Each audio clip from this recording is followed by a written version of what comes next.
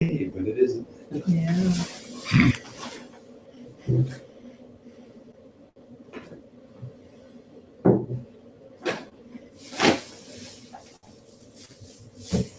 There was something that I got from two different angles.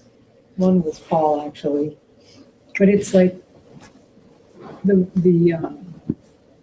just being in the seat you're in. Mm-hmm. Just sit in the seat you're given. Yeah. Paul says, go, sit in your assigned seat. Uh-huh. It's like, yeah, it just makes sense. It makes a lot of sense to me. Yeah. Rather than thinking it should be something different.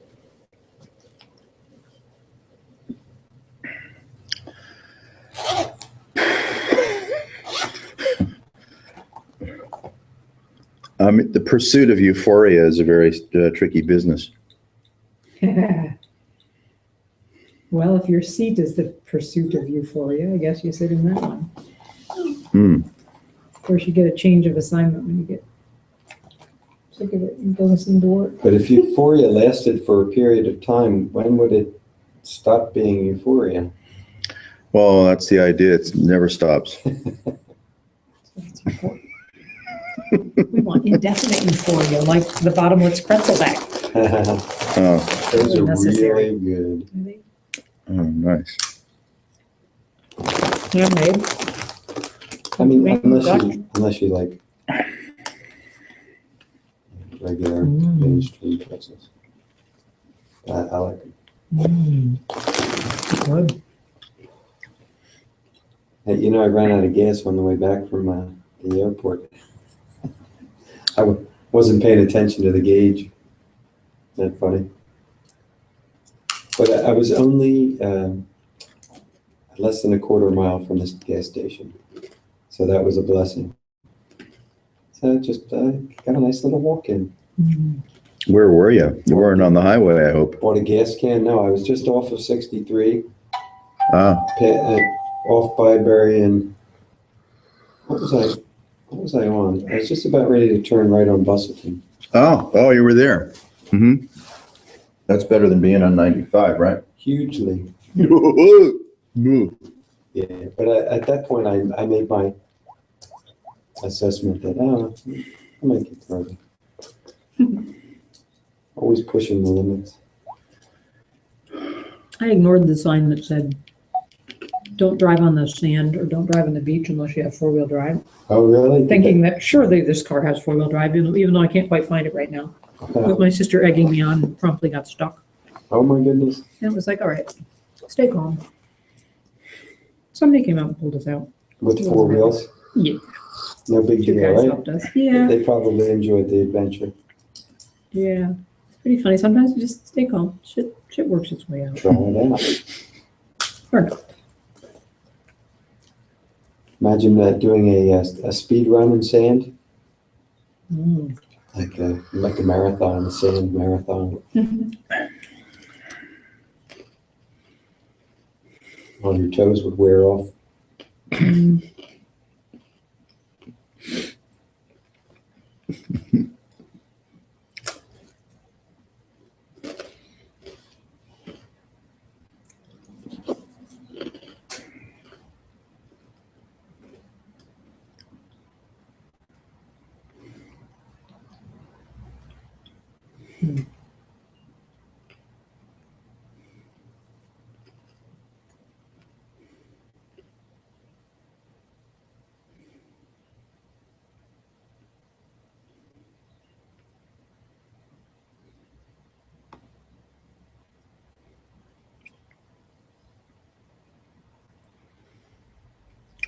How's the Thursday sit? The regulars are coming? Yeah, it's good. It ebbs and flows, and then it gets on some good solid ground, and then it gets small again, then it gets bigger again. So it's really hard to predict from Yeah. one cycle to the next. But when it does happen, it's got a nice energy. Because I don't have an agenda except a space for quiet, space for movement, space for sharing, and a space for dialogue. Or something else, if someone wants to sit longer, they can. Or do this or not that, they certainly can. No agenda is a beautiful way to meet the Lord. Yeah, it's got, to me, it's more interesting to find out what wants to happen in a given moment. Of course, if you have a telescope, you can see the planet, whatever it is you're looking at. I don't know why I thought of that. Maybe because I saw Apollo 13 recently. Yeah. That's a trip. Imagine being that far on your way to the moon with a crippled ship.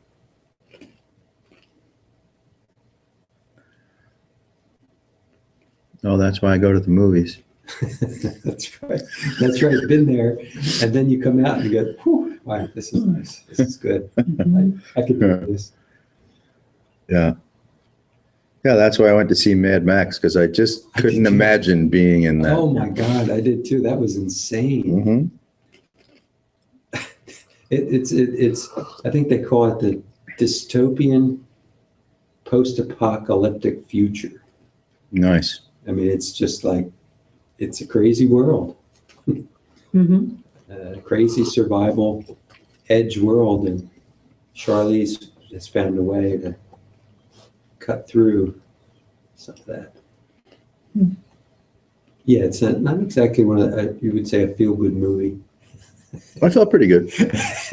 Well, it did end good. Actually, it ended good. I just couldn't figure out how, these strange creatures could have that much power, the really odd ones. Because in most cultures, when you're really that odd and strange, you're already been discarded, or demoted. Yeah. Tell that to Rick Santorum. Things have gotten so incredibly insane, from Washington and who they think are leaders. It's like, wow. I mean, it must be getting ready to hit a wall or something. It's just so, woo. The TPP, I don't know if you've read about that. And what that implies, Trans-Pacific Partnership. In the front, it's free trade. Under it is corporations can do anything, anywhere, anyhow, sue anyone, anyway, anyhow, if you blink wrong about their product. Mm. But it's Like patent infringement or. oh yeah, anywhere on the planet, and that's sort of and without recourse, with no time limit, it can't be reversed. Mm. It's like maybe he needs to get hit by a bus. So anyhow, I stepped into that world briefly today during non-eating times. Is this a weekly thing, a Thursday fast? No, it's the first day of Ramadan. Today is? Yeah, and Joni, I very rarely go on a Sunday, but Joni was leading on Ramadan, and some people were committing to try the fasting. Mm-hmm. And I committed to try at least one day. So I thought, why not start out? Yeah. And then probably do another one at some point as well and see how it goes. Yeah. Because I couldn't imagine 4th of July, being around all the festivities and fasting, but it can be done. Mm-hmm. But it's interesting how much consciousness goes on food. Oh yeah, there's big holes in your day. And if you're how fasting. 7 out of 10 impulses are more impulses to get away from something than actual hunger. Mm-hmm. Like comfort. Oh, it'd be really nice to have. Are you really hungry? I'm not really. Mm-hmm. Or you just got anxious about something you read about Clemente being shot and 9 other people. Black church in South Carolina. Yes. Mm. White supremacists. Recent, just now? Oh, no. Today. Yes, Wednesday. Man. Yeah, Wednesday. He got captured today. Hmm. But it's interesting that consciousness went mainly on, what did it go on? A soft heart and a peaceful mind. Hmm. Because that kind of energy, I'm judging. Is it? What doesn't have a choice? What soft choice heart, do we have? doesn't have a soft heart, doesn't have a peaceful mind. So I just kind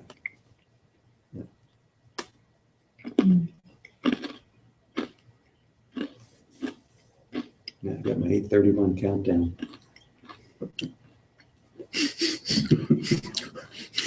When you can have a date. I can have it. I'm in there with you, Dave, because I'm psyched for those dates. Oh, yeah, oh, good. Mm. So we can all be dated. Why don't we, Yeah. why don't we all agree just to move the clocks forward? Yeah, there you go. So we don't have to hold the black thread up. No, I mean, what's time? That's Move right. the hands on the clock and eat the dates. I'll That's put you in right. the closet, shut the door, and you can hold the black thread up. That's right. Sit it here, is. cool, we can keep the date. That's right, that's right. Oh, yeah, it has to be on the horizon or something. Okay. But again, the rules are subject to change without further notice. I'm making them up for me, really. It's like, I could do it any way I want. Hey, Francine, What's so hay about it? I don't know. Hopefully not hay fever. Mm.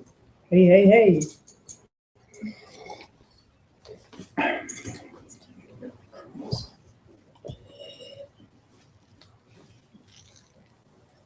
Pretzel? Yeah, you could see me going for it. Mhm. Handmade Uncle Jerry's.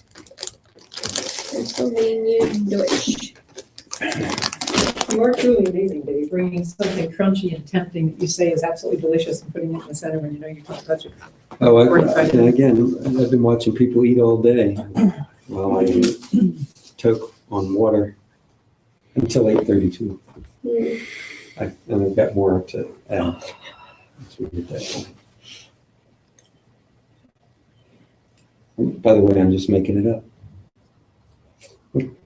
For a second there, I thought you were kneading a piece of clay Could have been clay at one point. Yeah, It's well, pretzel now. before they cooked it. Mm-hmm. Now a nice cold beer, it'd be nice to go into that. Mm. Only when I work hard. Okay.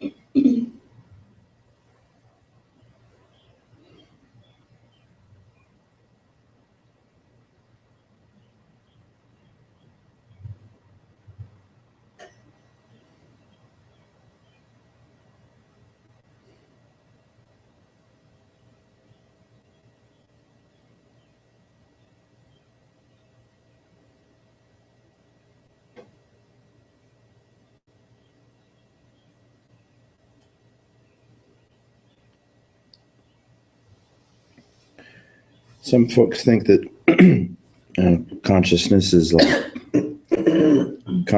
cool. They're mistaken. Consciousness is what causes all the trouble.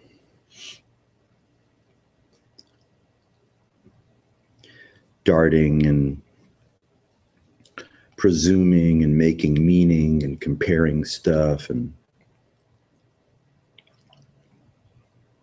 placing yourself in the center of your imagination. What to do about this and what to do about that and what not to do about it, and overwhelmed with preferences that you didn't even know you had or don't even care to have. You see all of this sparkling, scintillating urgency for converting present experience into something that's happening to me is just not the case.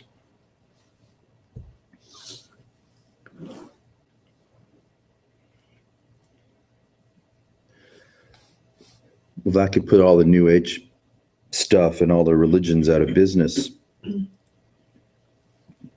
because you don't need to create a specific Genesis story and then impose on everyone how they're supposed to behave and then give them a solution to their malady. That doesn't work. The religions don't work, and the tarot doesn't work, and the mystics and the seers, they don't work.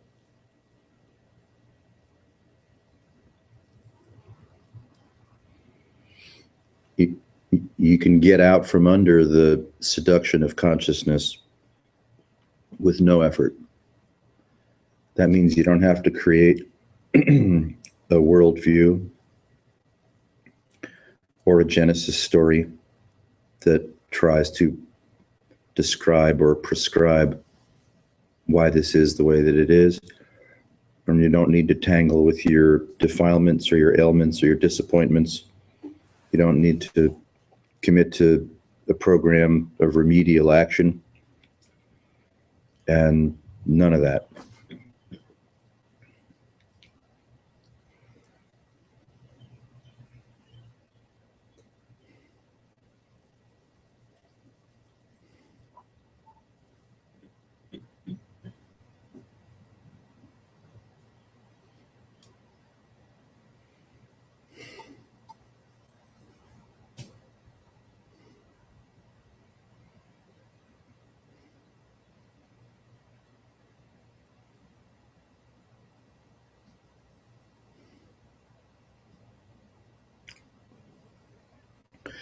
This doesn't commit itself to anything, but we seem to. Associative mind commits itself to meaning and individuation and vulnerability and disappointment and regret and desire and aspiration and attention seeking and celebrity, and it just runs restlessness tapes. By running restlessness tapes, it commits itself to some kind of appointed meaning. Then you're insane. I mean, instantaneously insane. You don't even have to ramp up.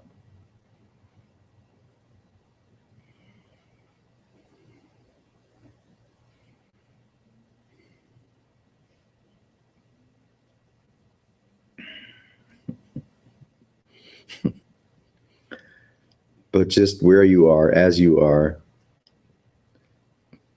you were there aware and as, you don't have to jump on the restlessness wagon. You don't have to try and get more from this or more from yourself. You don't have to busy yourself with avoidant psychological and emotional behavior, or control, or influence, or manipulation, or any kind of attention seeking.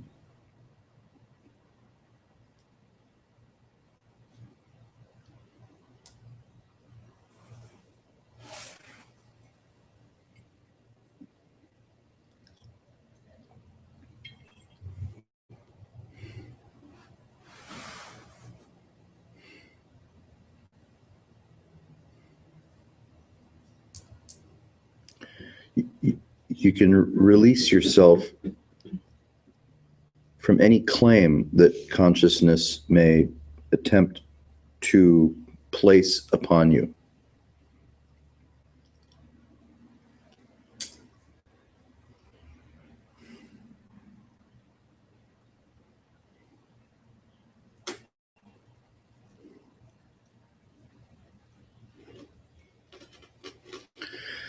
And then you find yourself released from the familiar imposition of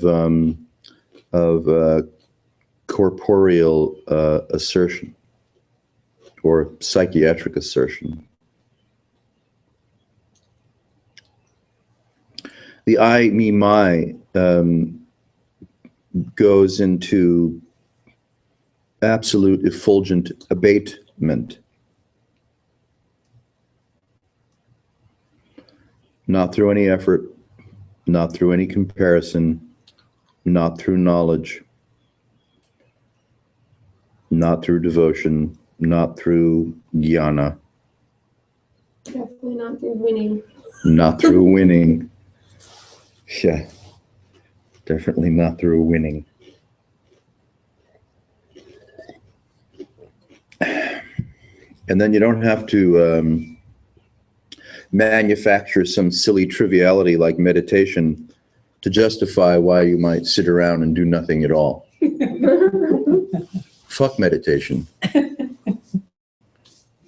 That would be an interesting meditation. Yeah, I mean, what exactly?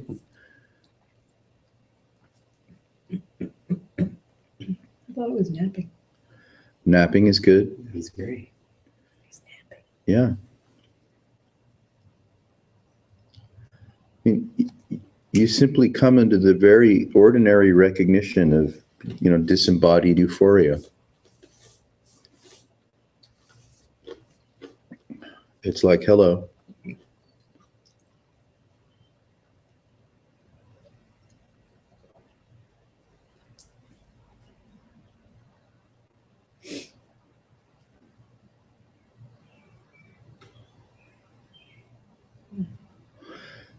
Even peace and equanimity and shit like that that's bogus. So fucking bogus. It's so bogus. Oh god. It really is like reading a small child's book. You're like, oh, okay. Peace, huh? That's Yeah. cute. Can't wait to get some. I don't know, dates and pretzels sound better than peace to me.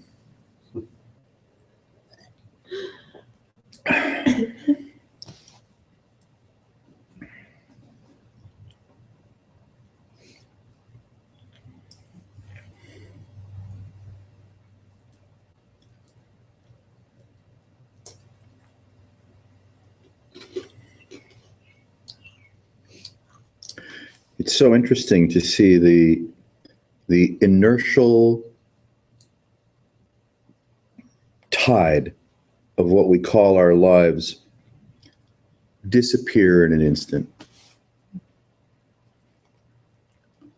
Just gone.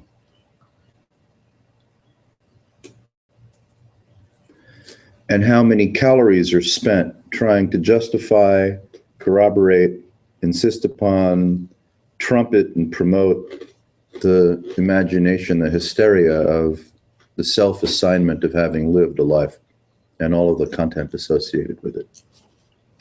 When all of the content associated with it is just merely the fomentation of imagination.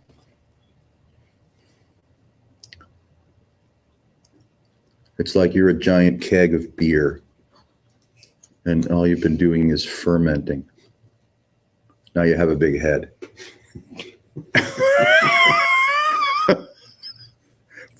But nothing ever happened to you.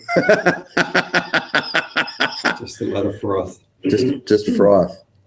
Froth and bubbles. From Yeah. the emotional appeal. And finally you go down smooth.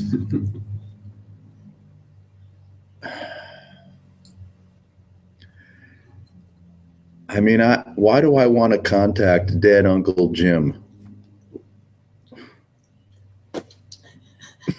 don't even want to talk to live. I don't even want to talk to my living parents.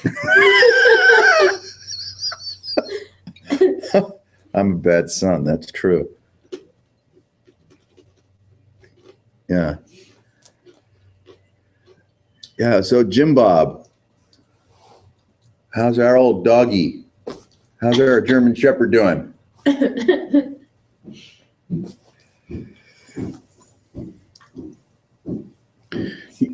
There is no. Oh, here's the answer. Hi. I'm wrong. Guess what? There is no knowledge. So why would you go anywhere to get some? Who are you supplicating for knowledge? Some psychic? Some disembodied or dead person? Some teacher? A pundit? A professor? There is no knowledge. Why pay to get some? And from whom? And where'd they get it from? Besides their own imagination. I mean, let's say some goon shows up and starts channeling Our Lady of Guadalupe, or God knows who he or she's channeling. Who the fuck are they talking to? And whoever that is, dead or alive, where'd they get the knowledge that they think that they have that turns out to be relevant to we poor souls on earth? There is no knowledge. Quite frankly, it's not worth saying anything about this. I mean, anything doesn't mean we'll stop, but there's nothing to say about this. I mean, nothing. Just look how many times we've gone in search of knowledge or understanding or, you know, a solution, a remedy, a betterment, an intervention, right? From the experts that know better than we do about what to do with our, you know, miserable souls. Fuck. I mean, if you break your arm, you know, you go to the emergency room, that's cool. There's some practicalities, of course. But knowledge for the soul, knowledge about reality, knowledge about disembodied euphoria, who's going to give you knowledge? Why ask them? Good would it do? It doesn't do any good. You just end up with a lot less money and a lot more shit on the walls. But you can do without, most likely. So you look at the primary restlessness, the primary seduction of consciousness itself, and you're like, ooh, well, this is about something. Ooh, I wonder what it's about. I sure hope it has something to do with me. I'd better figure it out and go in search of knowledge, like right away. I got some spare change. I could pay somebody for something. Why? And only if it has something to do with me. Yeah, only if it, for sure. Otherwise. Yeah, I don't pay for readings about your fucking life. Hey, what are you talking about That's her like- for? How does a codependent go to a psychic? Yeah, really. Yeah, codependents go to psychics to talk about the people that they're enmeshed with. Someone else's. Yeah, what's going to happen to Johnny? Is your name Johnny? No, but I'm in a codependent addictive relationship with Johnny. Oh, well, that makes all the difference. Let's talk about Johnny. Don't you want to know what's going to happen to you? No, only through Johnny's eyes.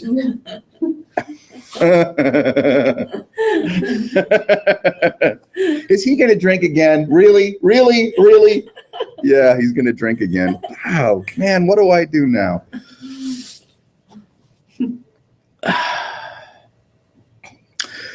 You see, as long as we're in that loop of thinking that we should do something with, right, consciousness, you're fucked. Because then you're living, you know, under the influence of a succubus. Consciousness is really a succubus that doesn't really have your best interest at heart. Not that it aims to harm you. It just doesn't care about you at all. And all it does is, more of me. Oh, I love this. Oh, more of me. And it doesn't care who's listening or not. So that if you get involved with it, you're going to just end up getting involved in its inebriation. Oh, more of me. Oh, here I go again. Oh, this is fantastic. Oh, let's meditate, or let's call the Dalai Lama. Let's get some knowledge. Come on. let's eat vegan maybe today, just for today.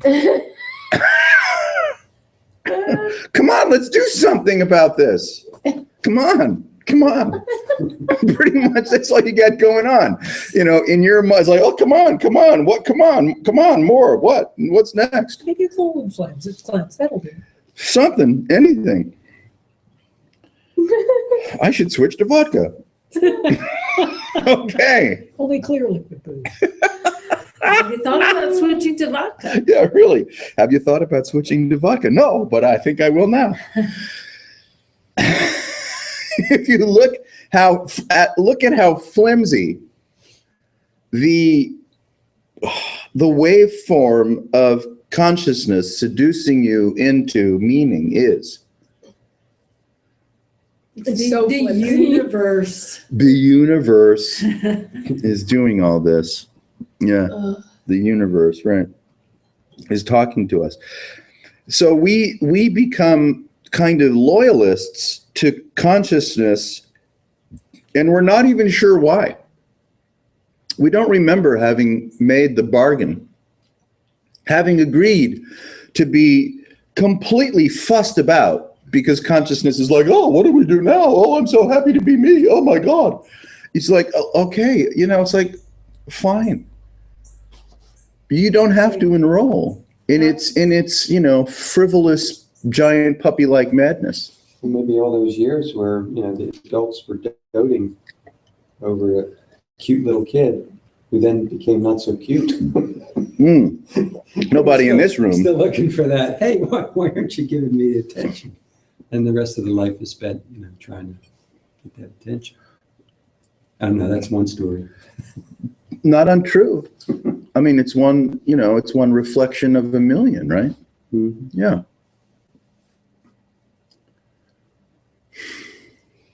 But yeah, that's still humanocentric, you might say. That's right. You dream a humanocentric, vector into place, and then you either get agreement or disagreement, or it wafts into a million other, right, reflections from the point of view of what you call you're experiencing, which turns out to be just the imposition of an impersonal restlessness that you'd be better off without.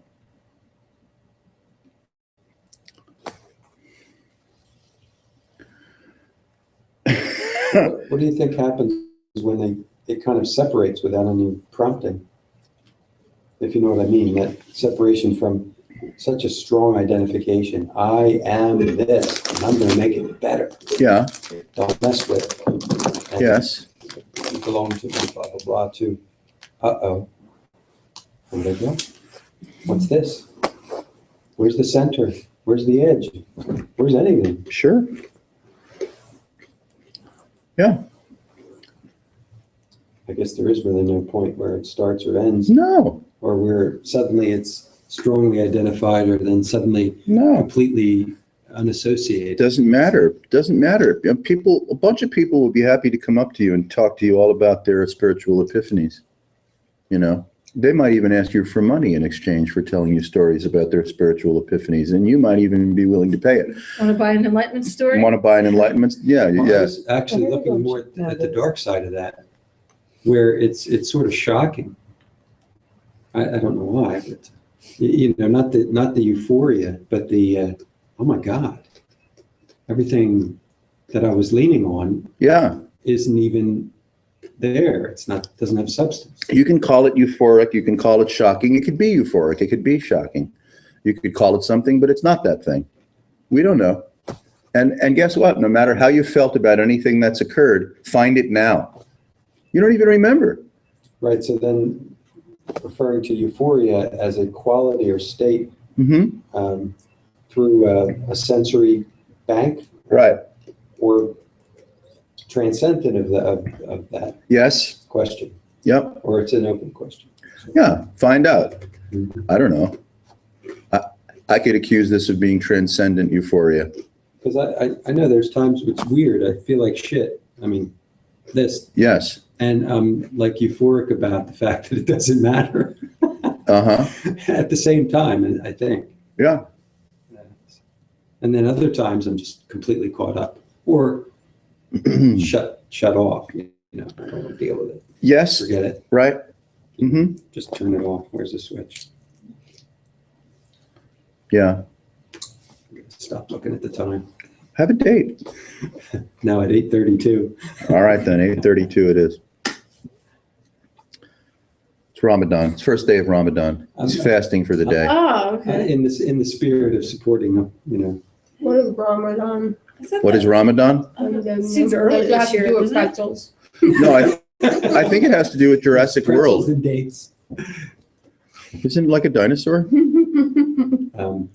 Dawn and dusk, fasting. Oh, okay. Dawn to dusk. I didn't realize it was this early. Oh, so it's like a It Quentin changes. Tarantino movie. Yeah. It's lunar. Yeah, The it's like 18th Easter, Passover. to July 15th. It involves vampires. It could. I didn't know you were a Muslim. Oh, vampires are built. It's built in then. They're always fasting during the day. Like that. That's why they live so long, Oh, There you go. because they fast. Yeah, that's the big health thing now, fasting. Is it? I think And vampirism? vampirism and fasting. yeah, yeah, That's Yeah. right. it is. It's true paleo. That's right.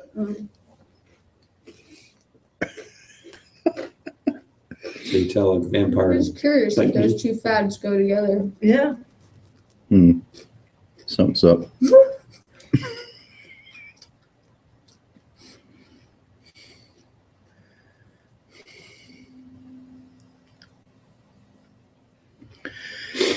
This, call it inner voice, right? Or it's more like, Alter ego.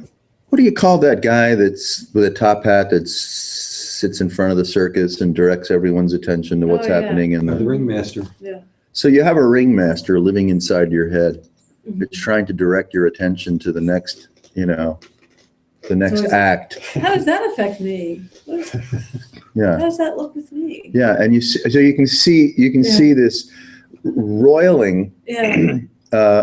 apparent continuity of self-identification, so that the entirety of what's being imagined or quote perceived, were anything being perceived, is merely just kind of a reflective, dare I say, imposition about you. This inner, right? The inner minder, the inner ringmaster. Because it's you, but it's not the you know to be you.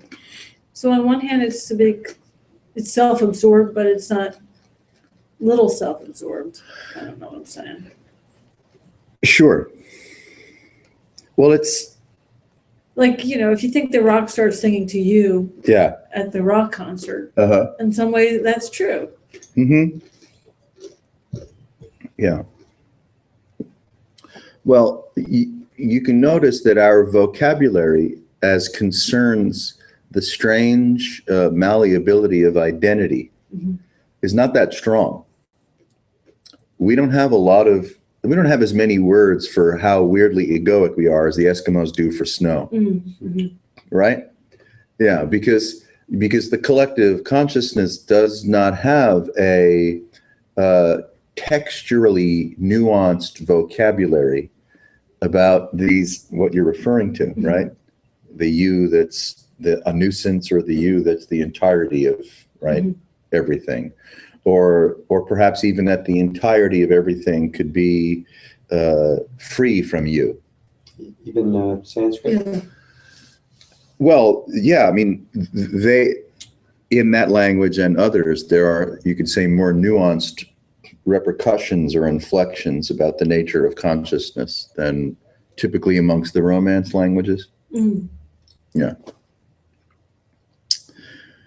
Yeah.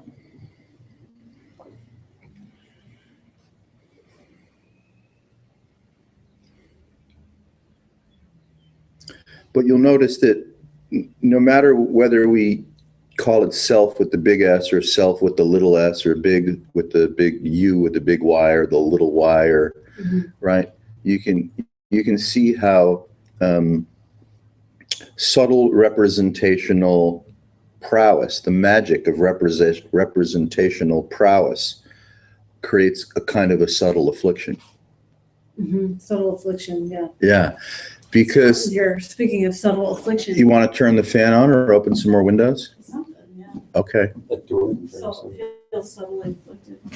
yeah. You're onto something. Is this open? That one can open. Flip the switch up first. Okay. Yeah. Oh, that'll do it too.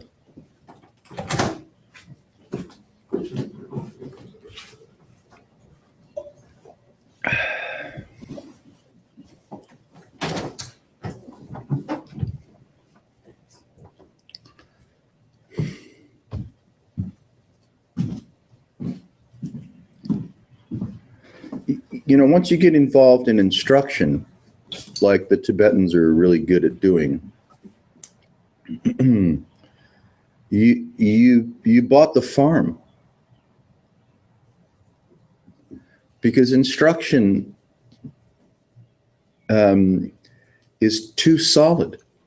Instruction suggests, right, something's happening to you, it's not happening as well as it could be happening, or you're not feeling it the best way you could possibly feel it. You're not enlightened, but you could be enlightened, you're a fuck up. So here's some instruction. And now if you follow this instruction, which is now another burden of, you know, oh God, commitment, I'm overcommitted. By virtue of following the instruction, something's going to happen to you. But it's too late. No instruction is necessary. So the perception of fixing the primary is already a faulty That's right. perception. That's right. Yeah, Fixing what? that's right. You've already bit into the hook of restlessness, and now you're being, you know, sucked toward the boat, sucked toward the net, and then someone gives you instruction. What the instruction's not going to help. You're already, The second You're you on your even way. like become interested in your behavior, you're already the moment you become interested in your own behavior, you're fucked. You're a dupe for or anyone else's You're behavior. a dupe or- for Tibetanism. Mm-hmm. Really, it's like saying like that any interest in like how things are seemingly interacting at all Yes. is like Yep. Too much interest. good luck. Yeah. You know. It is. It's true. Yeah. But it's fun to flatline, you know, an entire culture's worth of religious and spiritual contribution by saying that, you know, there is no knowledge and there's certainly no point of going in search of instruction. Dalai. Now we're done. We're just done with you. We're done with all the accusations that you and your delightful Buddha want to make. And then we're done with all the spurious remedies that you try to enroll people into so that there could be less suffering. Then you just turn them into, you know, well-behaved automatons that don't really feel the way that they're behaving, but they're in, right, a conformist community where like meditation and, you know, behaving a certain way is necessary so that you don't get thrown out into a field of absolute poverty. Oh, that worked. That's interesting. That is a mask. Oh, yeah. Yep. Seductive mask. Mm-hmm. Right. And so they build themselves up, you know, all the tulkus and the reincarnated guys, they have names, right? You know, they have names. So they build themselves up because they live within the walls of some kind of abundance. And so then they have to do something. So they give you teachings to justify the fact that they're living within walls of abundance, surrounded by, you know, unmanageable poverty. And that's Tibetan Buddhism. I mean, I hate to dismiss it that way, but it's kind of true. And then they export it to the West, you know, and dumb fucks like Richard Gere go, oh, this is something, you know, let's sell it, you know, or eat, love, pray and shit like that. Right. You run off to go see the Tibetans do a sand painting, and they do the sand paintings really well so that they don't have to suffer in the world of absolute poverty. They can stay within the halls of, you know, enough wealth so that they can all get diabetes by eating those little flour circles. It's enough wealth that they can all die from diabetes because they're eating too much flour. That doughy bread. Yeah. Doughy bread? Yeah, they've all got diabetes. Yeah.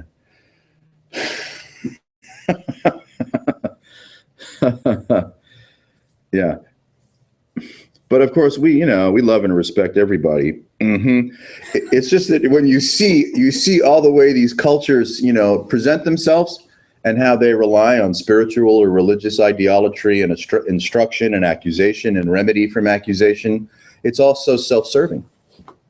The church is not self-serving, right? The Wailing Wall is not self-serving. The mosque is not self-serving. The White House, Capitol Hill, the citadels of corporate power. Oh no, they have everyone's interest at heart. Yeah, right. Not those guys. Yeah, TPP is really in the best interests of the human constituency. We knew that. Is there any entity that's not self-serving? Find one. That's a good question. Yeah. Yeah. Any entity is self-serving. Freedom from entity, that's a different story.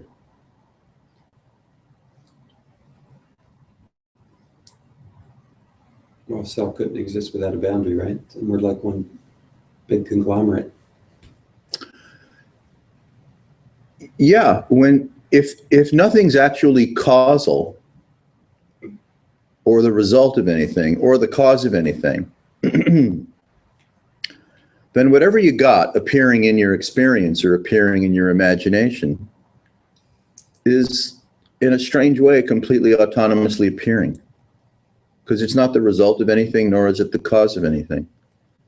But there's such a profusion of what appears to be events that could be stitched or sewn together by virtue of consciousness that it looks like, well, this is the reason for that, and that's the reason for that, and that's the reason for that, and that's the reason for that. But it's absolutely not true. I mean, even dependent origination is not true. And yet it's a real strong foundation, for Buddhist liberation.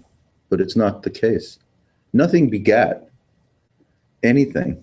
Nothing is the cause or the result of anything. So where did liver and kidneys come from? Yeah, I don't know. You'll have to ask the liver and kidney meister. I'm going to filter blood. Yeah. Filter. Isn't it something? Boy, it's crazy, man. Cellular specificity and differentiation within the organ field, within the endocrine field, within the muscle, tendon, ligament, bone field, within the synaptic field, or the tiny little cilia that help you hear and smell. What the fuck is this? Where's the blueprint for this shit? It's all the same, which is even weirder. It is. Yeah. It's too weird to, let's say, back off from the restlessness of consciousness so that you're not afflicted by anything. I mean, truly not afflicted by anything. You're not in need of knowledge. You're not in need of remedial action. There's no empowerments.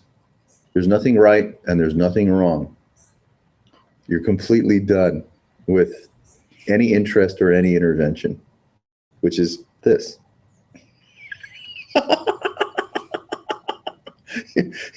Your clock is cleaned. Wow. Whoa. I wasn't expecting that shit. See, usually when we're so invested in finding a thing out or getting knowledge or empowerments from people, we're looking for a destination, right? We want to be fulfilled in psychological time, in geophysical time, at a destination other than here and other than now, right? If I'm interested in fulfillment, then by virtue of being interested in fulfillment, it has to be other than here and other than now. See? Because if you weren't interested in fulfillment, there would be nothing other than here. There'd be nothing other than now. So if you're released entirely from the implication of consciousness at all,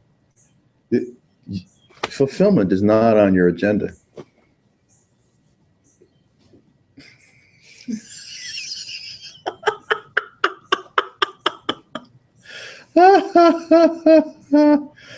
It seems like it would be never ending, because once you're fulfilled, you want some space because you're so filled. And then you get space and you're empty. Well, you can look at the rhythms of your own sine wave and see how you've gone, and we've all gone on the fulfillment and lack of fulfillment, roller coaster, right? That's like still in the realm. Like, I feel like what you're talking about is just that when you get a taste of the other fulfillment that you're talking about, that fulfillment, that's what you're looking for. That's the real fulfillment. Yeah. But you just Yes, than imagining that it's Which is- somewhere else. which is no fulfillment at all because it's not object oriented anymore. Right. So it's not exactly the right word, but I know that's right. It's very tricky. But to even respond to having an interest in fulfillment accuses you instantaneously of fulfillment having to be someplace else at some other time. Yeah, present. well, present lack. idealized. Yes. Yeah. Lacking. Uh-huh. Uh-huh. Yeah. And then we wonder, I'm not fulfilled. What's the dealio? You're like, oh, the reason you're not fulfilled is because you're interested in fulfillment. I would never have thought of that on my own. What should I do now?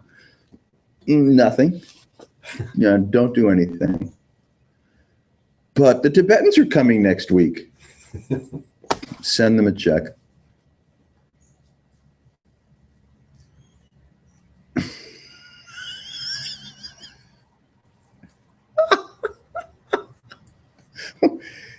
If you look, as we look, at what we imagine is conjuring or suggesting or improvising a sense of identity, you can see how absurdly flimsy it is.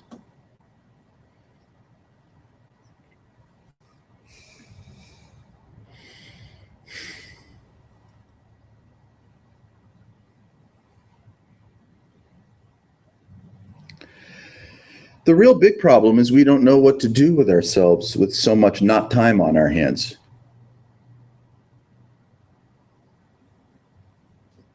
We're so defined by our irritabilities and our aging or our or our retirement future. We're just obsessed.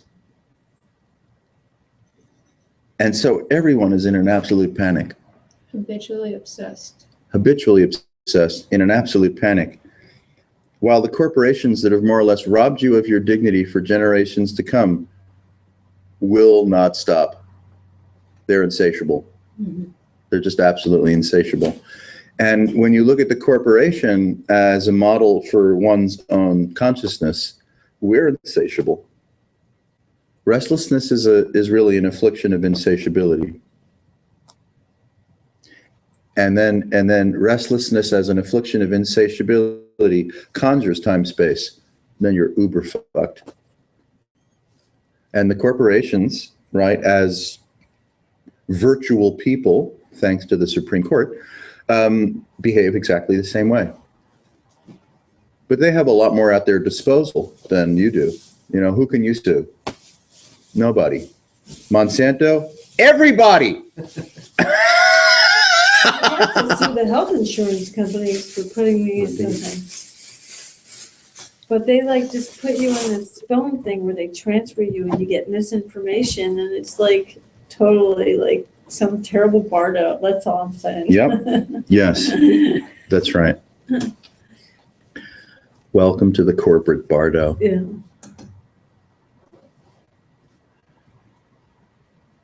And there are a lot of so-called humans employed by the corporate Yeah. bardo. It's not doing itself. You know, they attract people at the top end of their class, right? To join their legal teams and their research teams and their. But what's interesting is that I'm imagining, like, how do white blood cells know when there's foreign bodies? Yeah, And if these entities, as you call it, as big as they are, yeah, defined as foreign, yeah, there's a whole lot more of those white blood cells yeah, than there are those entities causing. yeah. Nan, would you like a Can date? you hold now? Can you hold now? Here you go. Have a date. Shh. Say anything. Perfect timing now.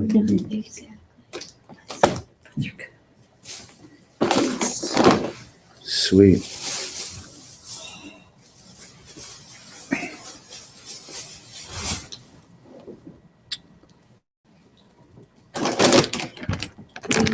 Oh, hey, thanks.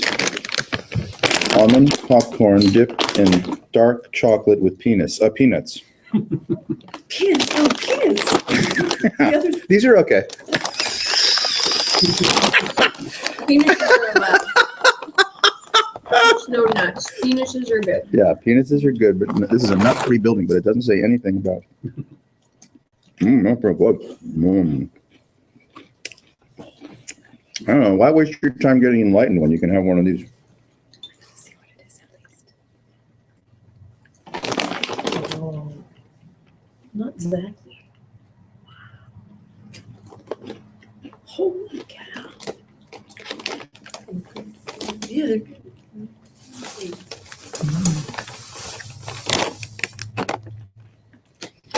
Bring that this way. Ooh, Mm. what is this? That is weird.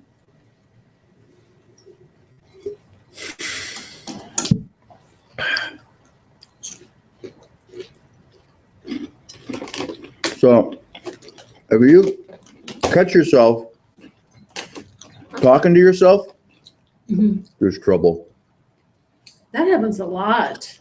I'll fight with people on the way to work and, Yeah. you know. Isn't it like thinking out loud? Unless you start having a conversation. Now we're back to the, If you want to put a stop to one of those, rants, Yeah, it's real simple. drive your car off a bridge. Well, Streamline. That's absolute. this lets you live to fight another day. Just do it out loud. Oh, yeah, that's fun. Yeah. Yeah. Start yelling in the car out loud about all the shit that's going on in your head and the people that, you need to correct for one reason or other or defend against. Just do it out loud. It's exhausting.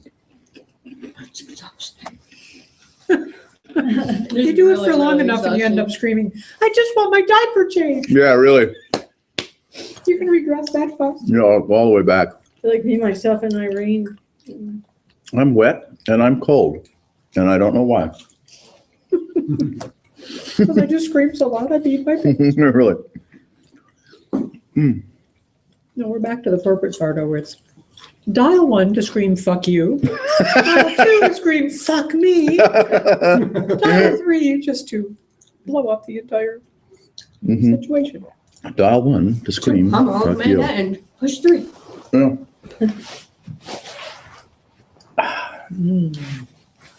Dial 6 and you can get the CEO office and he'll answer the phone and you can talk to him. Yeah. Not.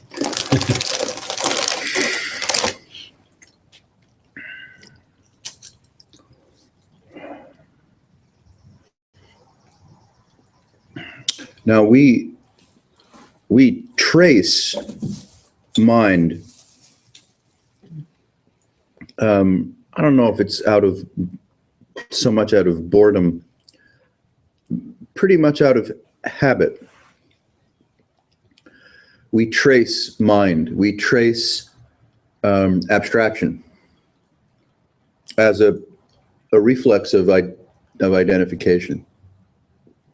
I mean, our whole educational system, right, is based on abstracting, memorizing correctly for communicating either written or verbally that you have abstracted and memorized correctly. And that you're rewarded if you memorize and abstract correctly, and you are penalized if you do not fail to memorize and abstract correctly. So, and that starts when we're, I don't know, pretty much 1 minute or so out of the womb. Mommy and daddy, even though they're in their own bizarre euphoria, if we have a mommy and daddy, are the lighting, the hospital, the bustling, everything that's going on is already jumping on you to abstract and memorize correctly. But that's all myth too. Yes, of course. I mean, we're just playing around with metaphors of social conditioning. That's Yeah. interesting. I'm thinking like just in my experience, like research in general is not really very prominent, at least in the younger. Right. Yeah. Mm-hmm. What do you mean by that? Okay. Finding stuff out like by eating a piece of milkweed. turning into a Okay. monarch. I thought you Yeah, found like- things out like this.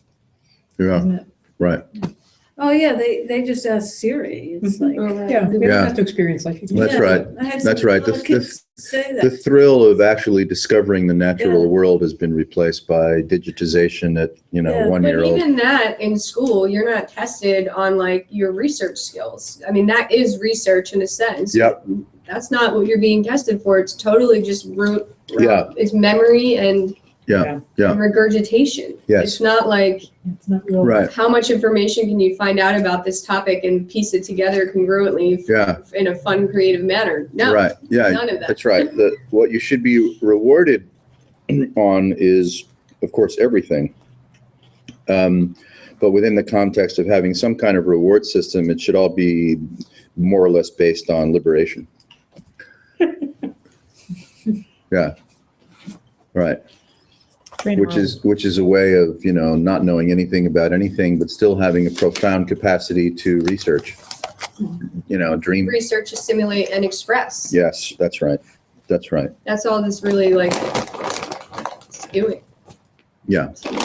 These Right. are for me. Well, now there's such an immediacy of information, which is so interesting, like, it's all there, these technology.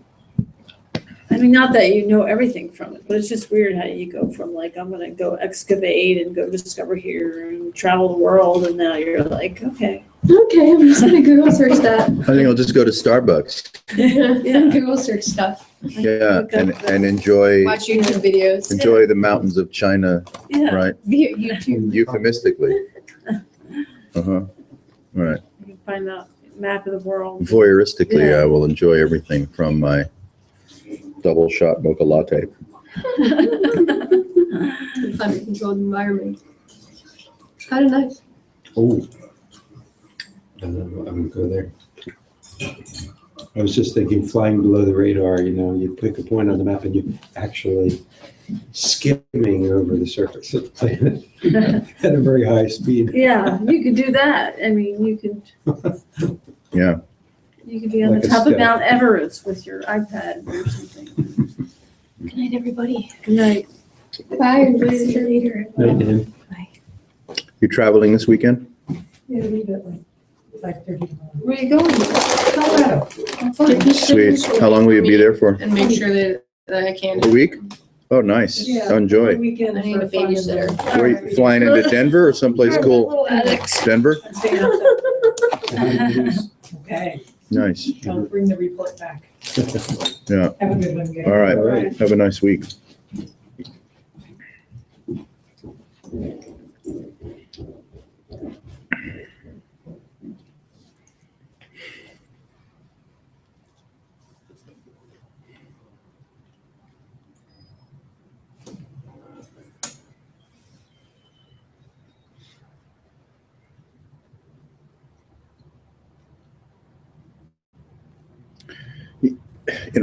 Is there a reality? Is there reality? What's its nature, right? Its behavioral proclivity. What is it made of? What can we do with it or about it, right? How can we protect ourselves from saber-toothed tigers and cold winter nights? How can we, explore, sustain, thrive? And what does exploring and sustaining and thriving mean? And if we look at the kind of the barometer of the cultural presentation, we'll say, wow, it looks like the species made a wrong turn in terms of the miracle of existence, the miracle of exploration, the miracle of sustaining, the miracle of thriving. The word consume and consumption. Yeah. To mind. Yeah, I mean, it's like we've, well, like I think the Bible says, we're worshiping Mammon, right? Is that the right presentation? I don't remember. Mana? Mammon? You're saying, or- The substance of the world, the Mana? mana. And mammon is plural, no? Mana means butterfly in French, doesn't it? We are worshiping the butterfly. Cool. Yeah, this is actually a string theory class.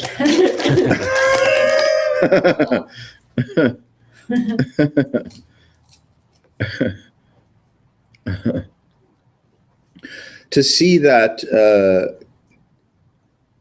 reflection and meaning, assertion, regurgitation, abstraction,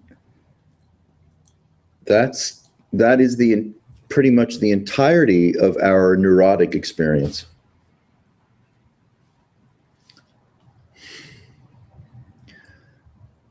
All of the content that we imagine we're afflicted by, or that we've failed at, or that we've been shortchanged or passed over, or that's right or wrong with us, is only pouring forth, as a field of abstraction, a field of imagination. And seeing that, you could say, is kind of like getting a powerful insight, like you might from doing Byron Katie's The Work.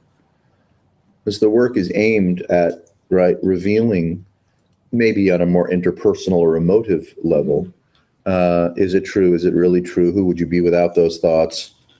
Right? Turn it around. Own entirely the imagination that you're accusing everyone and everything else of. See that the affliction is just being conjured in your own consciousness, that the affliction is afflicting you.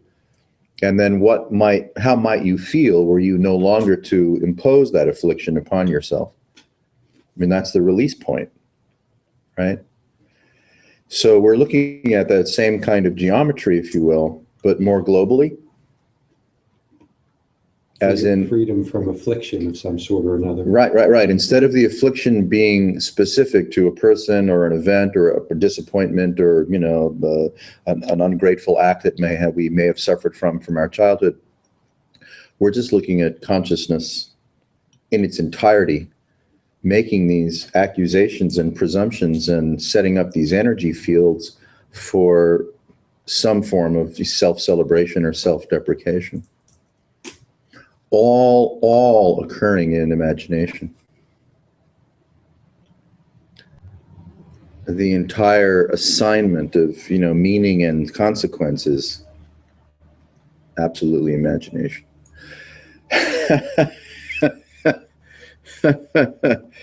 We're fucked. And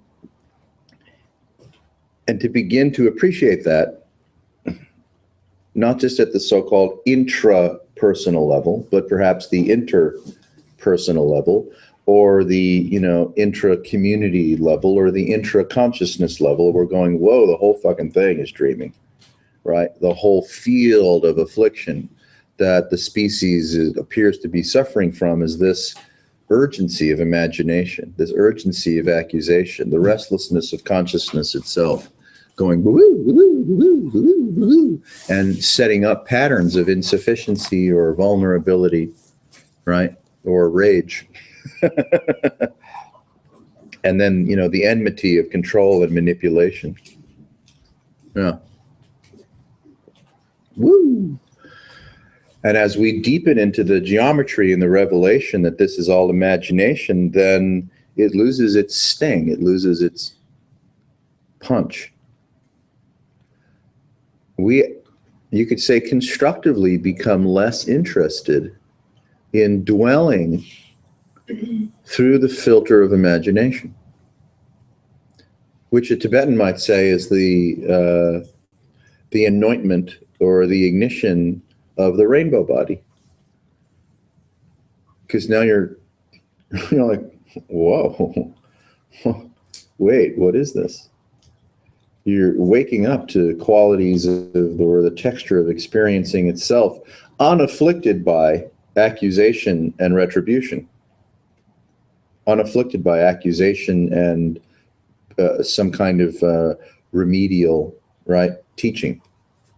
It's outside of the imagination. Like something about that sunk in on a level of I don't know how to express this. If I just even the smallest level of imagining me to be a person, like I have to actually imagine me to be a human being and for this room to be full of objects. Mm-hmm. And then for that, like, so there's so many layers of imagination Yes. placed, Yes. not just like behaviorally, but That's I right. mean, like Yep. really Yes. Yep. everything. Yeah, that's why Roger Waters wrote The Wall. I mean, I haven't talked to him about it. He doesn't call me anymore. I haven't interviewed him or anything. He hasn't called me anymore. You know, but when you see how, dare I say, infinite and nuanced the construction of the wall is, because it's not just behavioral, it's not just emotive, it's not just circumstantial. It's profoundly weirder and more nuanced. Like, what must you believe about present experiencing for it to become afflicting? It's just like, I guess I was thinking like most people don't consider me thinking I'm a human in this room to be imagination. They consider that to be reality. Yes. Yeah, they're starting, their reality starts way too late. After so much pride and investment has already been placed on the table. And so the suffering is happening from, you could say, a plateau of confidence that crazy folks like us are interested in unwinding. Dialing back plateaus of confidence in reality itself to see what consciousness might actually be up to, not what we imagine it's up to. There's a lot of imagining when you really see, you're like, that's a lot, Yeah. layers and layers. Oh yeah. Yeah. You can. Real deep in imagination Yep. for a long time. Yes. Seemingly. Yeah. As you become, let's say, more familiar with your own innate innocence, not an innocence that you've earned or purchased, your own innate for free, right? Self-dignifying innocence. Your capacity to see through the transparency of this incredible cacophony of imagination, you could say, gets more subtle. You're like, whoa. And you're not even parsing it, right? You're not parsing all of the discrete elements of imagination because there are far too many. Plus, they imagine themselves into view instantaneously. Right. So you can't ever rid yourself of them, and you can't really even inventory them because they're just coming at you nonstop. Imagination is coming at you nonstop, and it has no boundaries. So if you think you can start enumerating what's happening in imagination, you're fucked because it's boundless. So is the form and formlessness the enumerating and the Sure. non-labeling? Yeah, yes, you could say that. That form, the appearance of form, right, is the consequence, not that anything could be, of assignment, of comparison, of discernment. Yeah. Form is nothing other than misunderstanding the magic of discernment. Because even though discernment comes with, right? Woo! Discernment comes with, it's innocent. Mhm. It doesn't actually convey form. Which would mean it doesn't really land in a central location of Yes, selfness. that's right. That's right. What we call self is really kind of it's an amorphous, boundaryless, right, texture. It's a plasma. It's not, there is no, it's just plasma. It's all just imagination. It just seems like becoming aware of a broader Yes, of like a, I don't know, broader spectrum is not a good word. that's good. Just more layers of imagination of Yeah. some. Yes, it's the recognition of that the perceiving consciousness is not fixed. It itself is an infinite plasma of possibility and nuance, and that which it perceives is also not fixed. It's another infinite plasma of possibility and nuance. So neither the perceiver nor that which is perceived are real independently, individuatedly. It's just plasma all around.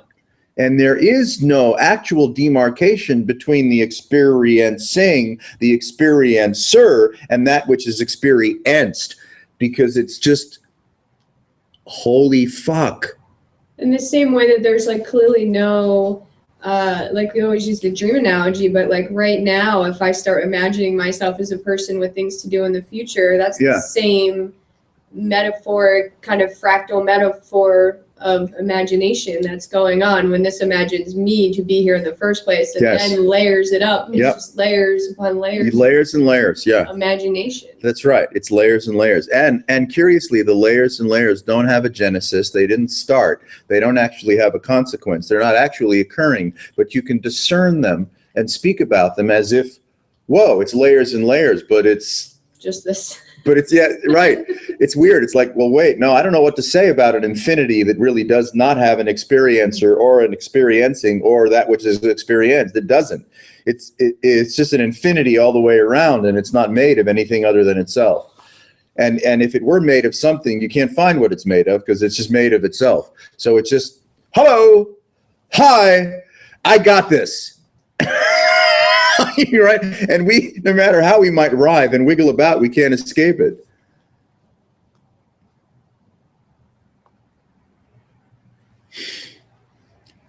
But you sure as shit don't have to be a self.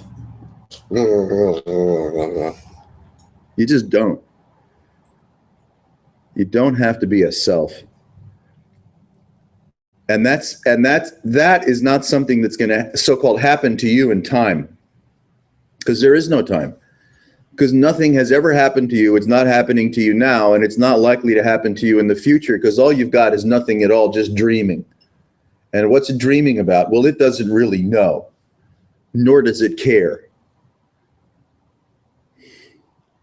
All the meaning that we, whatever we are, whatever this is, assigns to we from the point of view of, a human life and circumstances and events appearing in that human life comes from where exactly? What? Where's the meaning coming from? Where's the authority? Where's the certainty? Where's the accusation coming from? And how does it land so that now you know what's true? How do you know what's true? Well, you don't. Because everything at your disposal that insists on what this is or isn't, therefore making things true to the contrast of being untrue, is completely imagined. There is nothing real. There's nothing true that could possibly have the confidence to say, well, this is true and that's not true. So it's random. Is that bizarre? I mean, everything that you think, everything that you know, everything that you enjoy and suffer from is not true. And the meaning that you've assigned to it, as if you've assigned it to it and you haven't, it comes from where exactly? What contrast? What authority? None. I mean, it's completely randomized. See, if I want something to be true, all I have to do is filter out anything that makes it not true. That's one way to go. Which is what we do all the time. Yeah. We have a view and then we reinforce it by hanging around with similar views Yes. and opposing others Yep. until some point goes, wait a minute, something fishy going on here. Yeah. This is a There's a shapeshifter in our midst. yeah. This is a fishy encounter group. All I can think of is just a fractal pattern, which is like so much different of a feeling. Yeah. It's just a picture. Yep. A non-lasting. A non-lasting, Yeah. constantly on refresh fractal picture. Yep.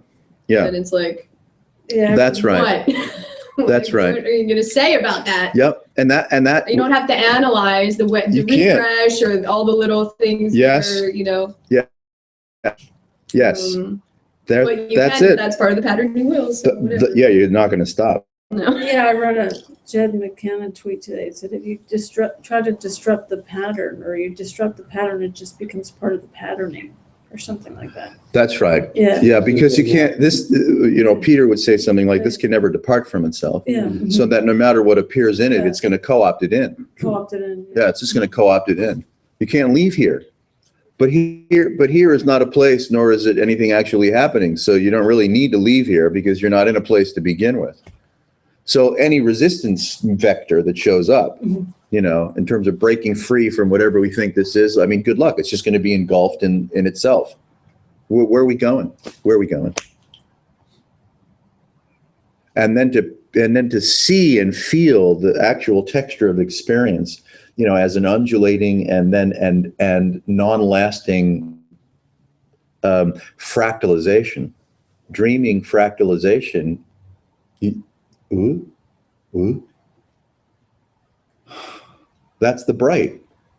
That's the revelation of the bright, is to see the genesis of experiencing itself is absolutely made of nothing, and yet it has a certain kind of, there's a certain kind of affection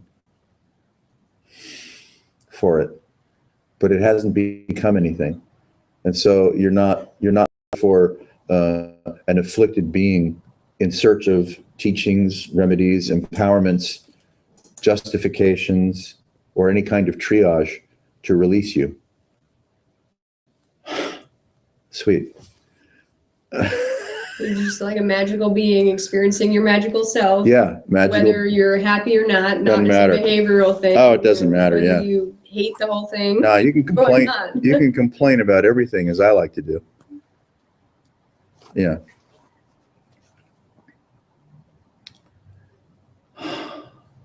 And isn't it interesting that the revelation of the bright has nothing to do with knowledge? It has nothing to do with conditioning. It has nothing to do with what you believe in. Nothing. No, it's just, wow, this is some absolute shit without having to be absolute.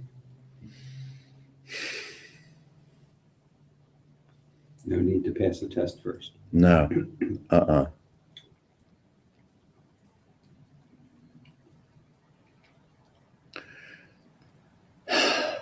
And that's the tipping point, you see?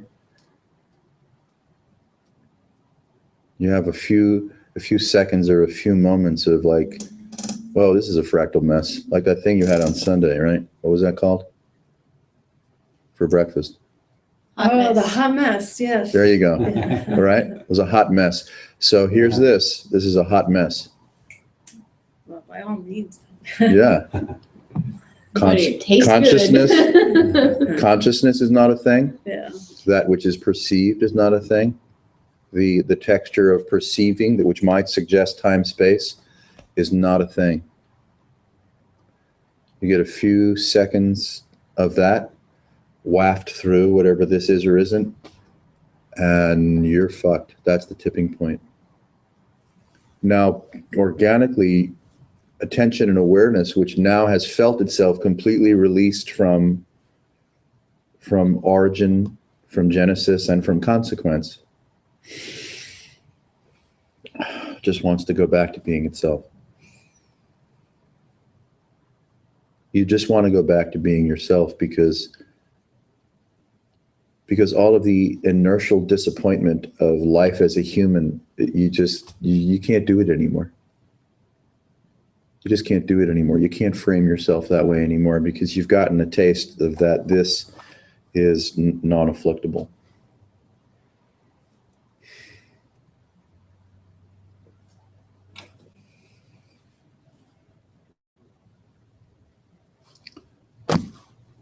So it's not a small world after all. It's not a small world after all.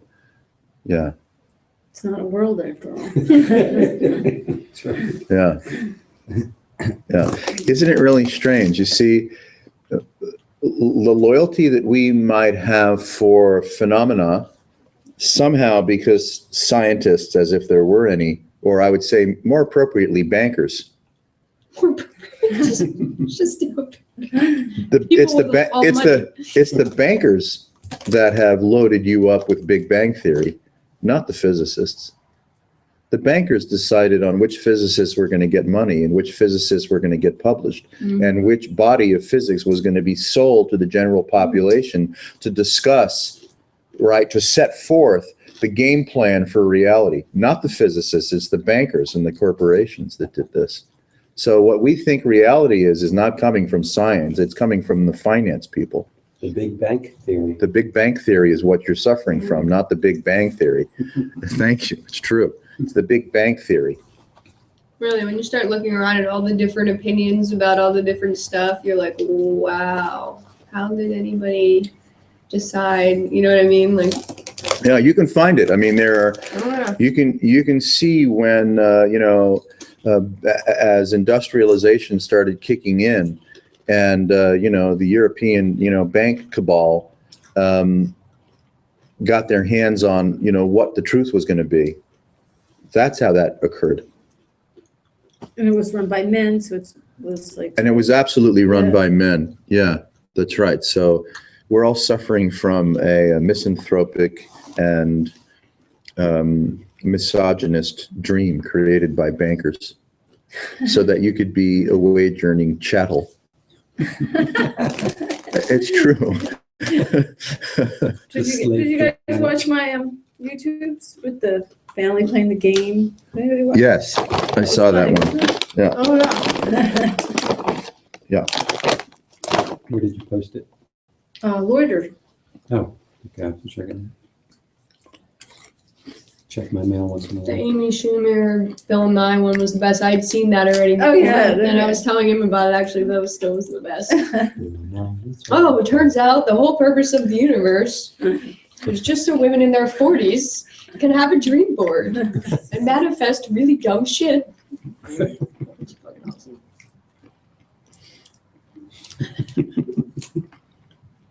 Mm-hmm.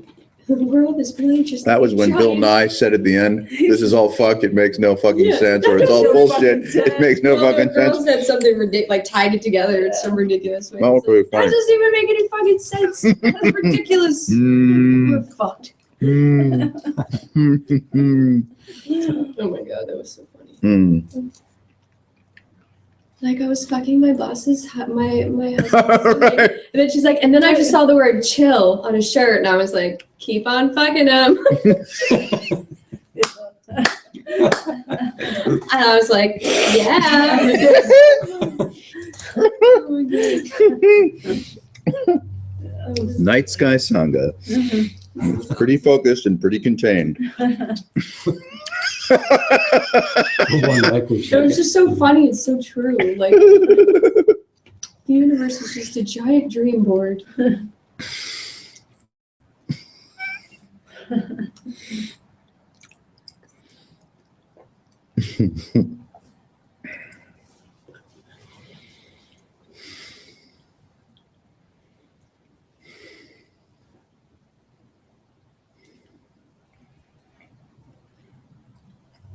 When Don Juan gave Carlos mescalito, peyote,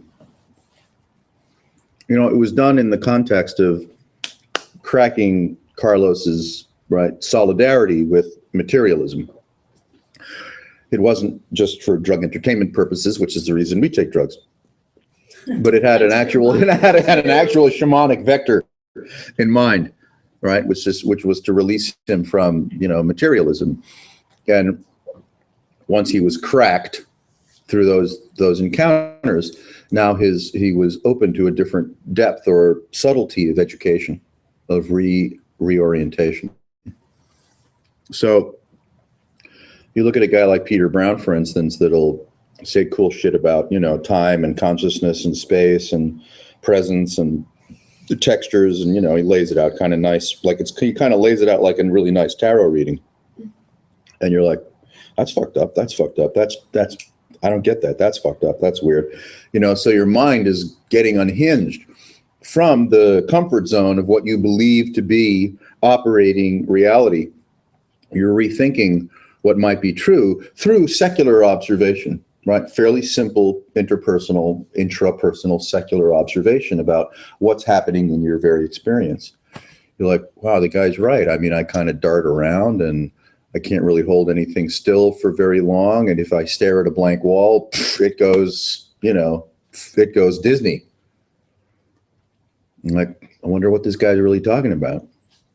So you have, just like Don Juan giving peyote to Carlos, you know, you're getting a dose of peyote, or call it apparitional disruption, by going into a certain reflection on reality in a way that you can track up to a point. But then underneath that, right, the deeper inoculation are these, you could say, you know, flowing or cascading tastes of freedom from apparition. And that hooks you in a different way. right? Mentation hooks you at some level, right? Emotional dillying about hooks you at another level. I don't know, maybe Pamela Wilson, Byron Katie, you know, you get hooked at various levels of interest. It's like taking you through different levels, layers of imagination Yes. in some way. Yep. Right. Taking you on a little roller coaster ride. Yeah. through. I mean, even Ramdas, who I have not that much respect for, though I don't dislike the guy, you know, spoke with great confident tones coming back from India, sucking down a lot of LSD about the causal body and the emotional body and the physical body. You know, he was going through all these rainbow teachings really early on. I mean, still 60s, you know, late 60s. He had wild hair and stuff, and everyone was like, this is the most fun I've ever had. Let's take more LSD. And of course, Trumpo was riding on that same, you know, that same wave of naivete. Yeah. So when you commit yourself to a certain kind of, you could say, body of teaching or body of discovery,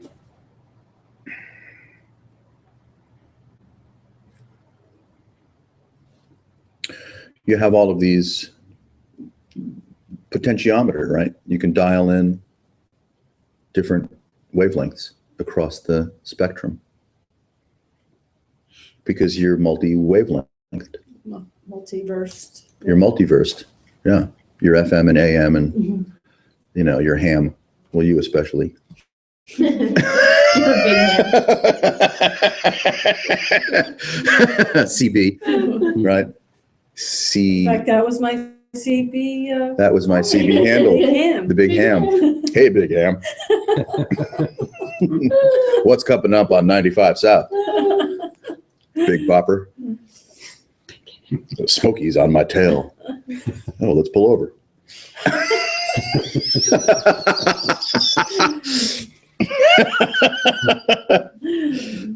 Once he sees you're having a conversation with yourself in the car, Yeah, really. You do the statement. Yeah. Are you on a CB? I don't have a CB. No, I was just talking out loud, officer, to anyone that would listen. Smokies on your tail, out. 10-4. 10-4, going to stop at the Wawa. No, I don't have one, officer, no. Just talking to myself in my little microphone here, yeah. Yeah. No, I don't have a CB, but I got CBD. I think I might have HPV. Yeah, really. I might have HPD or THC. I'm pretty dosed, if that's what you're asking. No, you won't smell anything. It's all edibles. Yeah.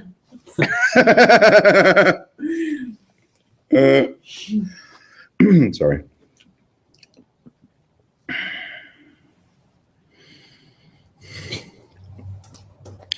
You get a small taste that you're not made of anything. You didn't come from anywhere. And you're certainly not going anyplace. And you learn, you become acquainted with a quality of relaxation, which is truly transhuman.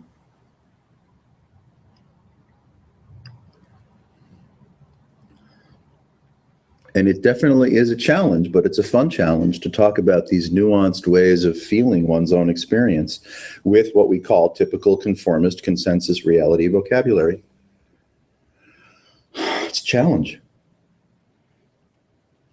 You have to play around with the word forms and the implication of the word forms and the, you know, the spirit and the feeling and the texture in the room and the bandwidth that we're hanging out in, so that we can use word forms that we pretty much understand and agree to, but that lend themselves to, you could say, a shared appreciation of plasma.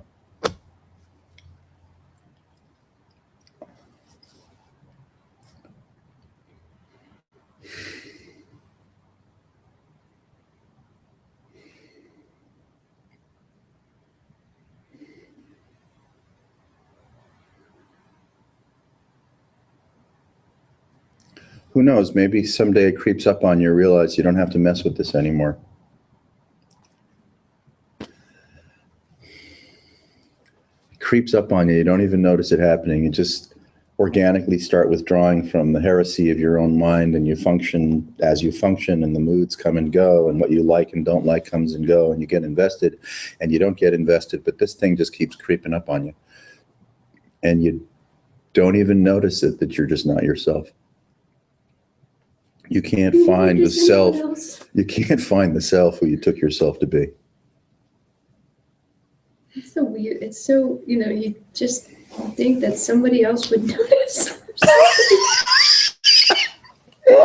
Just something would be apparent, like Mm-hmm. in the so-called objective, reality, but this is not in the nothing. No, it's pretty locked down out there. Consensus reality is pretty locked down. It's easy to break in, not so easy to break out. Las cucarachas entran, pero no pueden salir. It's like the Hotel California. You can check in anytime you like, but you can never leave. I'm picking up a fellow in mentoring Saturday Oh, he's out? after 1 year. Hey, good for you. What a nice anniversary. Yeah. Beautiful work. I've only known him for a few months, but Sweet. he's got a job now. Oh, That's cool. I'm going to go back to. that's great. Don't bring him here. I don't want him to go back to jail. Oh, that's right. He definitely does not want a People, DUI. places, and things. Yeah, Yeah. yeah. Keep him on the straight and narrow. What time is it? Oh, God, we have like 1,000 more hours left. We don't have to continue. Yeah.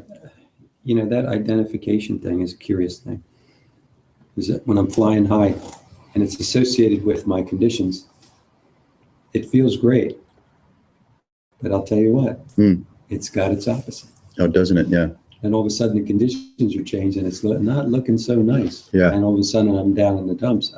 Yeah. It's because you were riding, I don't know. You were riding an apparitional waveform that you called yourself. That's right. Uh-huh. Yeah. I was flying a bird without wings. This is dukkha. This is what the Buddha intended by dukkha, the association with circumstances and events as self. Mm-hmm. So by riding high, which is fine. I mean, please, everyone should ride high for as long as you can. Even if you come crashing down, who gives a fuck? I mean, ride high. But we can see that by identifying self or with self, according to, apparitional circumstances and events that are non-lasting, that's anicca, right? Or anatta, no, anicca, non-lasting, nothing lasts. So we're in an apparitional swoon, and it feels good. So we associate self with all of this stuff, but of course the circumstances and events being non-lasting are going to change. I mean, they could go 180 on you. And so then the consequences of, inflation becomes deflation. And there's nothing wrong with it. I mean, really, it's not like you're doing it or I'm doing it or that we should even do anything about it. I mean, really, that dismantles the whole of Buddhism. Don't do anything about it. What's interesting is that the urgency was not forthcoming. Yeah. I just was like, yeah, it sucks. And then it passed. That's right. Yeah, it's good. Mm-hmm. It passed. Yeah. Yeah. Yeah. There's a different power. Power is a funny word. I don't like it so much. Leverage, maybe. I don't like that either. But That's even worse. That could be worse. Yeah. That's way Fuck. worse. But it's- Leverage is like. I know. I got a big lever here. I'm going to move that elephant. I'm going to move that elephant Ooh, off my how car. can Leverage. Right. Anything. Maneuver. Yeah. But you see, it's that it goes back to that notion of that suffering is something that something should be done, that something should be done about it. Right. And suffering is not anything, and nothing need be done about it truly. Because it's the genesis of it is a compounding of misunderstanding, is a compounding of being twizzled around by the fundamental restlessness of consciousness itself. So it's better not to reply to suffering, but we can't obviously escape it. There's too many therapists that need to be paid right? And all kinds of Absolutely. professional helpers Absolutely. that need to be paid to do something about suffering, and I certainly get that. And we're talking, you Well, could that's say, where we get these snacks, so yeah, there won't be any more popcorn with dark chocolate or anything. if you stop seeing clients. Yeah. No. Oh, God. Well, just 86 on what I said.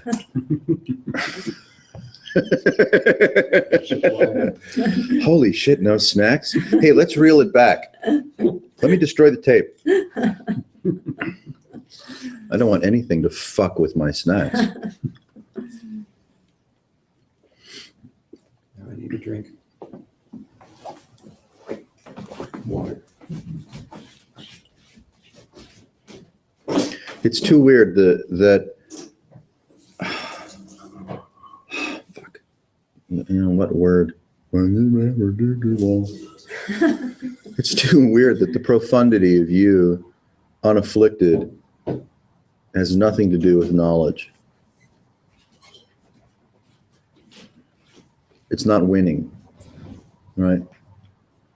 It's not the culmination or the consequence of anything.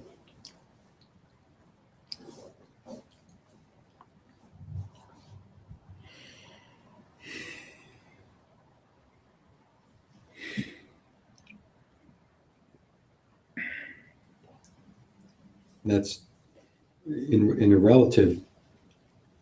I know you're not referring to relative in the sense of if I'm learning an instrument and I get really good at it and I have a recital, Mm-hmm. it culminates into a demonstration of skill. Yes. But I realized what we're talking about here is really the field that holds that whole dance, and these kind of things that aren't simply learning an instrument, but I'm fucked as a person and I need to fix it. Yeah. That kind of thing. Yes. That level of, yeah, there is no, what do you call it, end sight in that, because it's a faulty premise to begin with. Mm-hmm. Right. Right. Because that's where the pointer tends to be, not the everyday things or the rewards, hard work, you might say, in a craft. Yeah. But if the craft is you, beware. You'll be carving for a long time. Well, we're accustomed. Is you. Yes, we're accustomed to, let's say, hearing something like religion or spiritual or new age shit being about something. Therefore, it means that we do or not do something with all of this so-called knowledge that we're getting. And so we can't help but to then make it about the relevancy of what I call my life. But what we're doing here is we're not talking about anything that could possibly be relevant to your life, even though it could be looked at as either utilitarian or non-utilitarian, as utopian or dystopian. We're not really talking about something that has any value to you.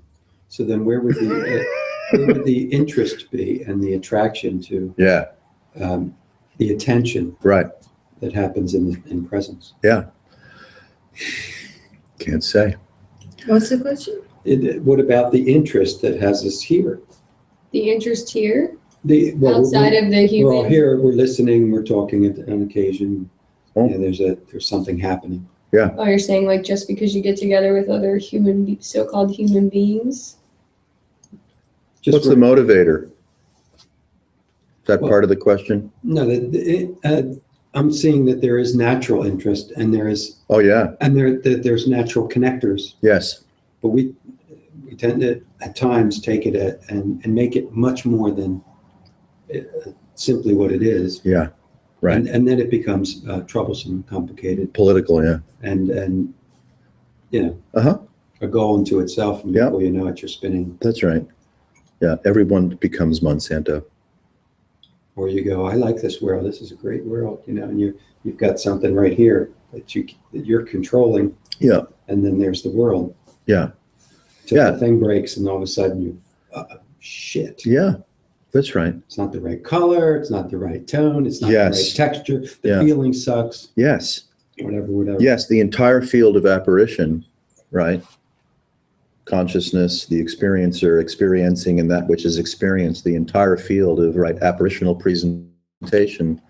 It includes preference and feeling and not feeling and what to do and what not to do about, and time and space and, vulnerability, viability, right? The preoccupation about what happened to me, what's happening to me, what will happen to me.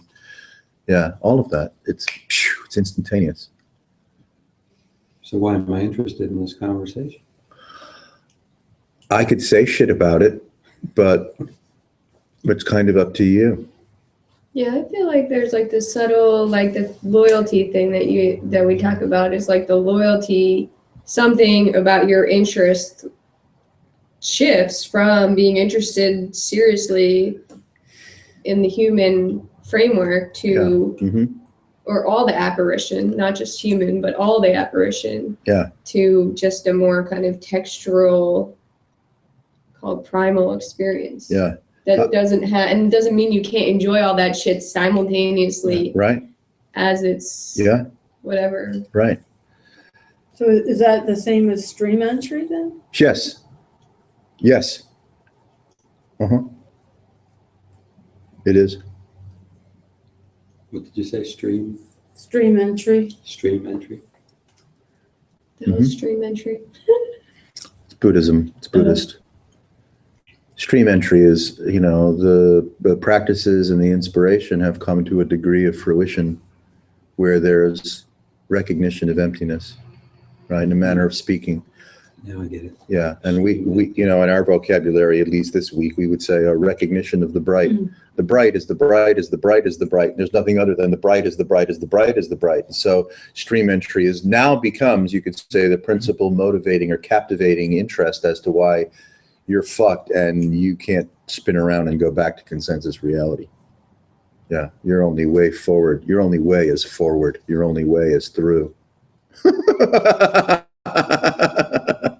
As this beatitude, which is what you already are, sneaks up on you and makes itself known to you, and ideation and abstraction take a back seat to being. Take a back seat to being. They're not necessarily not present Yes. or available, and you Right. can access them and Yep. have fun with them and Yep. play with them, but the loyalty is not to them. Right. It's not with them. It's Yes. not, because you see that they're just how ridiculously flimsy and whatever. It's like air. You're just like, oh, okay, whatever. Impersonally, apparitionally appearing. Yeah, you don't have to grab one and pull it in and then make, turn it in. It just stays in the back. Yep. Yeah. Yeah, it's quite clear to you that this isn't about anything. So your compulsion to occupy experience as an apparition or to quarrel with other apparitions. It's just not so loud. But it doesn't mean you can't have a good bout of road rage if someone, No, and it can be fun. It's a you can thrill. Enjoy it. Oh, yeah. No, it's why great. not? Fuck you, motherfucking Tibetan. I like to Guys, do you it. guys drive like girls. I'm like, I like to do it, yell at myself, make grumpy old men faces, and Yeah. No, this is a trip. I like to invent scenarios that scare me still, Oh, yeah. for an afternoon. Yeah. Like, I'm really good at that. Mhm. Right. I'm terrified.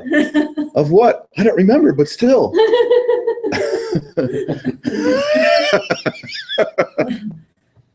It's like going to a picture show. Yeah, really. Exactly. You turn out to be the Rocky Horror Picture Show. Yeah. Thanks for joining us, everyone. We really hope you enjoyed the broadcast.